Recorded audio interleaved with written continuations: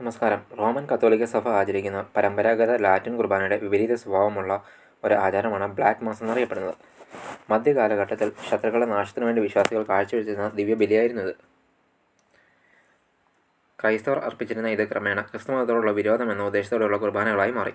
സഭയിലെ വിശുദ്ധ കുർബാന അല്ലെങ്കിൽ ദിവ്യബലി എന്ന ആചാരത്തെ അനുകരിച്ചുകൊണ്ട് ക്രൈസ്തവ ദൈവസങ്കല്പത്തെയും ക്രിസ്തുമതത്തെയും നിന്ദിക്കുന്ന രീതിയിൽ സാബത്ത് ദിവസത്തിൽ അനുഷ്ഠിക്കുന്ന ഒരു ആചാരമായി ഇതിന്നും തുടരുന്നു. ഇതിനെ ആഭിചാരത്തിന് സമാനമായിട്ടാണ് ക്രൈസ്തവർ കാണുന്നത്. സാത്താൻ ആരാധനയാണ് കറുത്ത കുർബാനയുടെ പ്രധാന ഉദ്ദേശം. ലൈംഗിക വേഴ്ച, ആർത്തവ രക്തം, മദ്യമടക്കമുള്ള മുറകളിലൂടെ നഗ്നരായി വിശുദ്ധ കുർബാനയെ അപമാനിക്കുന്ന രീതിയിലാണ് കറുത്ത കുർബാന നടത്തപ്പെടുക. അടുത്ത കാലത്തായി കേരളത്തിലും ഇത്തരം ആരാധന നടക്കുന്ന സ്ഥലങ്ങളെക്കുറിച്ചുള്ള വിവരങ്ങൾ പുറത്തു വന്നിട്ടുണ്ട്.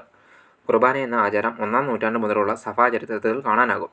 കുർബാന വിവിധ തരത്തിലുള്ള ആചരണങ്ങൾ അന്ന് മുതൽ തന്നെ സഭയ്ക്കുള്ളിൽ നിലനിന്നിരുന്നു. കാലക്രമേണ അത്തരം ആചാരങ്ങൾ സഭ സ്വാംശീകരിച്ചിട്ടുമുണ്ട്. എന്നാൽ മധ്യകാലഘട്ടത്തോടെയാണ് കുർബാന മറ്റൊരു രീതിയിൽ അനുഷ്ഠിച്ചുകൊണ്ടുള്ള ഒരു ശീലം ഉടലെടുക്കുന്നത്. കുർബാനയുടെ മോടി കൂട്ടുന്നതിനാണ് മിക്ക അനുകരണങ്ങളും രൂപം കൊണ്ടത്. ഉദാഹരണമായി കുർബാന മധ്യേ ധാന്യവിളകൾ, കന്നുകാലികൾ എന്നിവയുടെ ആശീർവദിക്കുക തുടങ്ങിയ മുതൽ ശത്രുക്കളുടെ നാശത്തിനു വേണ്ടിയുള്ള പ്രാർത്ഥനകൾ പോലും നടന്നിരുന്നു. കറുത്ത കുർബാനയുടെ വരവ് ഫ്രാൻസിൽ നിന്നാണ്. 1500-ൽ കാതറിൻ ഡി മെഡീസി എന്ന ഫ്രാൻസിലെ രാജ്ഞി ആദ്യത്തെ കറുത്ത കുർബാന അർപ്പിച്ചതായിട്ടാണ് ചരിത്രം. 1600-ൽ കാതറിൻ മോൻവേഴ്സിൻ എറ്റ്നി ഗ്യോബോർഗ് എന്ന വൈദികനും ഫ്രാൻസിലെ രാജാവിന് വേണ്ടി കറുത്ത കുർബാന അർപ്പിച്ചിട്ടുണ്ട്. ക്രിമിനൽ കുറ്റത്തിന് ഇവർ രണ്ടുപേരും അറസ്റ്റ് ചെയ്യപ്പെട്ടപ്പോഴാണ് ഇവർ കറുത്ത കുർബാന അർപ്പിച്ചതിൻ്റെ വിശദാംശങ്ങൾ ലോകമറിയുന്നത്. ലത്തീൻ കത്തോലിക്കരുടെ ആരാധനാക്രമം അനുസരിച്ച് തന്നെയായിരുന്നു ഇവർ കറുത്ത കുർബാന അർപ്പിച്ചത്. ഫ്രാൻസിലെ രാജാവായിരുന്ന ലൂയിസ് എട്ടാമൻ്റെ ഭാര്യയെ ബലിപീഠത്തിൽ നഗ്നമായി കിടത്തി അവരുടെ നഗ്നമായ വയറിൽ കാസയും വിരിച്ചു പിടിച്ച കൈകളിൽ 2 കറുത്ത മെഴുകുതിരികളും വെച്ചാണ് കറുത്ത കുർബാന അരങ്ങേറിയത്. ഗിയോബോർഗ് നടത്തിയ ഈ കറുത്ത കുർബാന അനുകരിച്ചുകൊണ്ടാണ് ഇന്ന് നടക്കുന്ന എല്ലാ കറുത്ത കുർബാനകളും വികാസം പ്രാപിച്ചത്.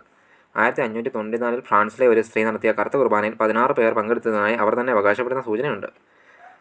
സ്നാപക യോഹന്നാൻ്റെ പുനർജന്മമെന്ന് സ്വയം എബി ബൊല്ലാൻ എന്ന വൈദികനും 1824-നും 93-നും ഇടയിൽ ജീവിച്ചിരുന്നയാൾ കത്തോലിക്ക വൈദികനും കറുത്ത കുർബാന അർപ്പിച്ചതായി ചരിത്രമുണ്ട്.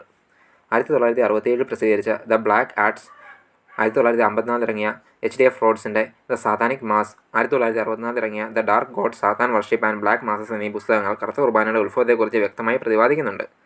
കറുത്ത കുർബാനയെക്കുറിച്ചുള്ള വിവരങ്ങൾ തരുന്ന മറ്റൊരു ഉറവിടമാണ് യൂറോപ്പിൽ നടന്ന വിച്ച് ഹണ്ട്. സാത്താൻ്റെ കൂട്ടാളികൾ ആണെന്ന്